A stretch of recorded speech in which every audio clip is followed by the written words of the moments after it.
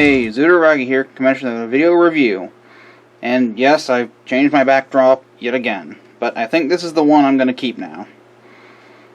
I've also got things moved around a little bit because I'm in the process of remodeling the room that I film in. But that aside, as you can see, I'll be taking a look at Voyager Class Megatron from Generations War for Cybertron Siege. And to start things off, here's his size compared to a soda can. Yes, it's a different soda can because my old one got crushed. Standard Voyager class vehicle size, maybe a little smaller. His colors are pretty much what you would expect for Megatron. Quite a lot of a light gray, a very sort of thick black, red, bit of a silver, and then this weird metallic brown. So really the colors you would expect on Megatron, in all honesty. View from above and below. Hi there. He does have these little casters, so he does roll fairly well.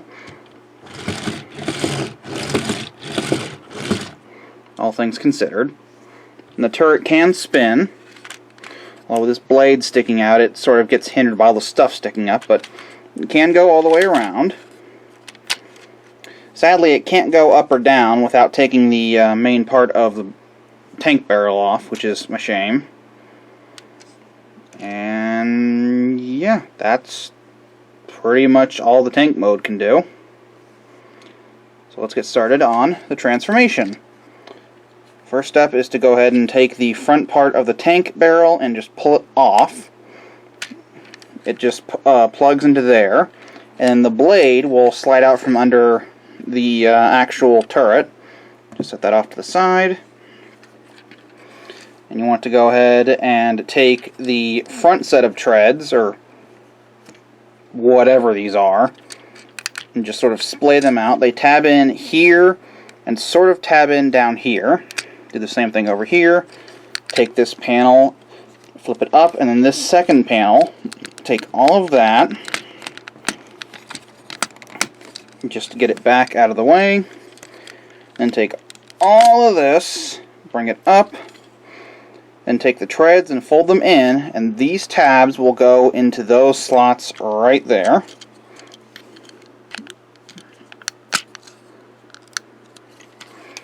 Take the fusion cannon, and it plugs in on both sides of the turret, but you want to unplug the post on this side. And just bring this out to the side. Come to the underside, flip out. Oh, you have to untab this section from the waist with a very loud snap. Bring this panel down. Just get out of the way. And this next part's not difficult, but it's tricky. You want to spin this joint 180 degrees while extending this joint here. You try and do all of that at once. It is possible, but can be a little annoying to get to at first. Just go ahead, extend that. Straighten out the leg, fold up at panel, bring the leg down, then do the same on the other side. Untab it with that whirring snap, bring down this panel, take the thigh joint, oh come on, and bring it down while extending the knee. Flip the leg out, fold that panel up, bring this down, rotate it around to the waist, flip up the feet, and then bring the heels back, and these tabs here will go in under the side of that panel there to lock the heels in place. At least on mine, the right heel can be quite stiff. Go ahead and bring the arms around, and then this tab here will just sit inside that panel there. Same thing on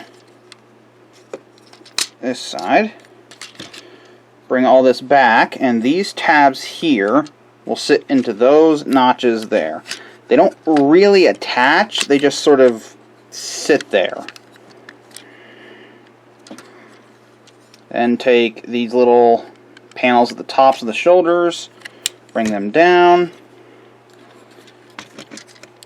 rotate the cannon around, flip out his hands, and then bring up the shelf that his head sits on, and there you have Voyager Class Megatron from War for Cybertron Siege in his robot mode. Start things off, here's his size compared to a soda can. Pretty much what you expect from a Voyager class figure. His colors are virtually the same as vehicle mode. Light gray, red, black, a little bit of silver, that metallic brown, and then the siege smudging, these weird little metallic gray smudges and scuffs all over the figure that honestly I kind of hate. But overall the figure looks okay. View from above and below. Just going to go ahead and give you a little bit of a close-up on the face.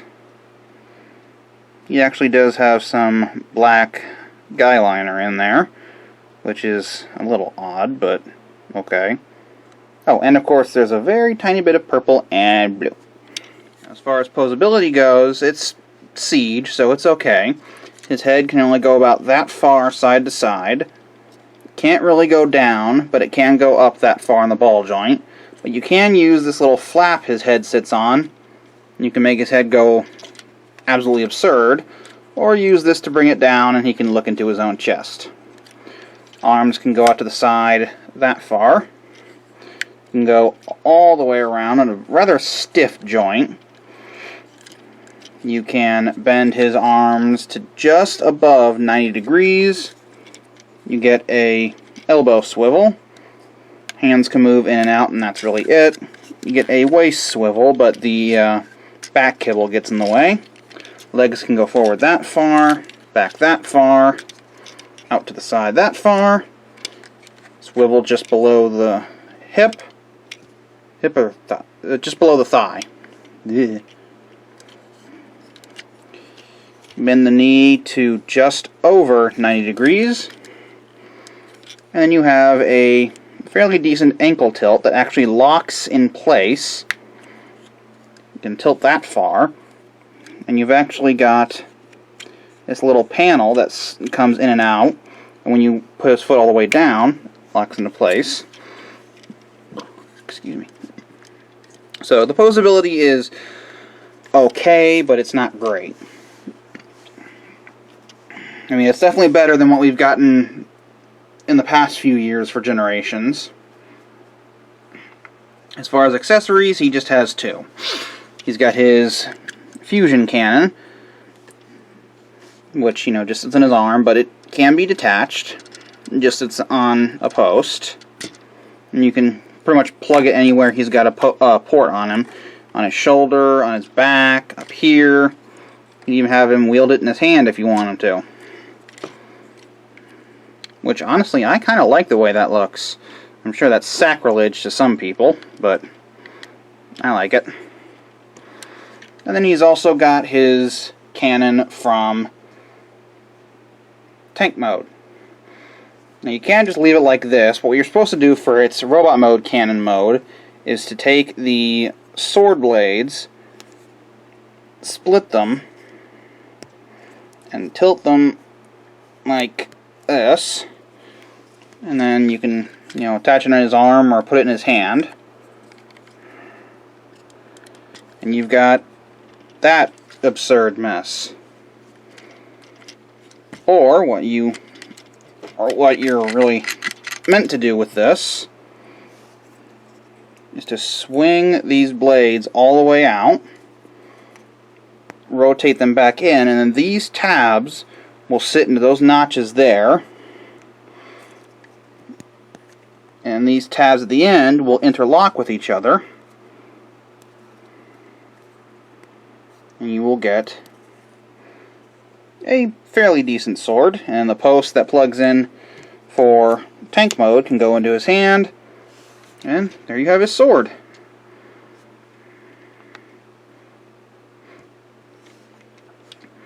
Another thing you can also do if you really must is you can combine these weapons in robot mode.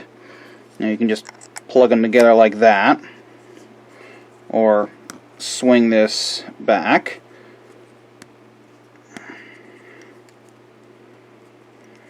Give me just a moment. And you get something like this super cannon thing. But personally, I prefer to give him one gun and one sword. As I bump the camera.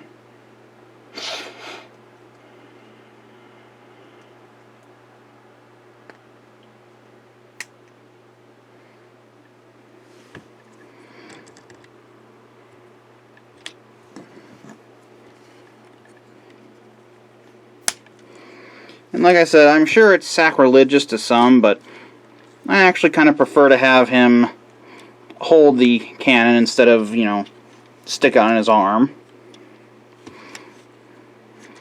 But, yeah, that's pretty much all he comes with. I don't have any of the siege effect parts, but, you know, you've got 2 tabs on the blade, you've got pretty much all the 5mm ports on him, as well as some of these 3mm posts that are just sort of peppered along his body. But, like I said, I don't have any of the effect parts, and I'm not really that interested in them myself, so I don't use them. That pretty much does it for my review of Voyager Class Megatron from Generations War for Cybertron Siege. Until next time, bye-bye.